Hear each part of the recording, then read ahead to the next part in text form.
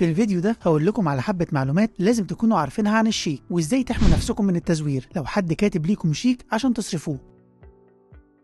خليكم عارفين ان في بيانات اساسيه موجوده على الشيك لازم تكونوا دايما على درايه بيها، وهي اسم البنك اللي خارج من عنده الشيك، وبيسموه البنك المصدر للشيك، تاريخ الشيك وهو التاريخ اللي هيتصرف فيه الشيك من المستفيد، رقم الشيك ده رقم فريد بيتكتب عشان نتعرف من خلاله على الشيك، اسم المستفيد وهو اسم الشخص او الشركه اللي هتصرف المبلغ، مكان المبلغ بالارقام هو المكان اللي بيتكتب فيه قيمه الشيك او المبلغ اللي هيتصرف، مكان المبلغ بالحروف وده الجزء اللي البنك بيقول لك فيه فقط المبلغ، يعني اكتبه بالحروف كمان، مكان التوقيع ده مكان توقيع صاحب الشيك او الشخص اللي كاتب الشيك، ويا ريت تكونوا واخدين بالكم من النقط اللي جايه عشان ما تقعش في مشكله تزوير وانت بتصرف الشيك. قبل ما تتعامل او تشتغل مع اي حد من خلال شيكات لازم تكون واثق فيه وعارف ان سمعته كويسه وان ليه حسابات بنكيه وفعاله وحركتها مستمره. القي نظره على التاريخ اللي هيتصرف فيه الشيك عشان ما يكونش مكتوب بتاريخ قديم عن اليوم اللي انت فيه وتقع في مشكله الشيك منتهي الصلاحيه. لازم تتاكد ان صاحب الشيك كاتب المبلغ بالارقام والحروف ويكونوا مطابقين لبعض. بص على العلامه المائيه هتلاقيها دايما في ظهر الشيك وبتشمل اسم البنك اللي مخرج الشيك او مصدر دفتر الشيكات. لو حسيت ان في اي حاجه في الشيك مش معتاده زي مثلا شخبطه، توقيع العميل مش واضح، يا ريت تسال بنكك هل الشيك مسجل من ضمن قائمه الشيكات المسروقه والمزوره ولا لا. بس يا سيدي، ودي كانت الخلاصه مع ابو اليزيد.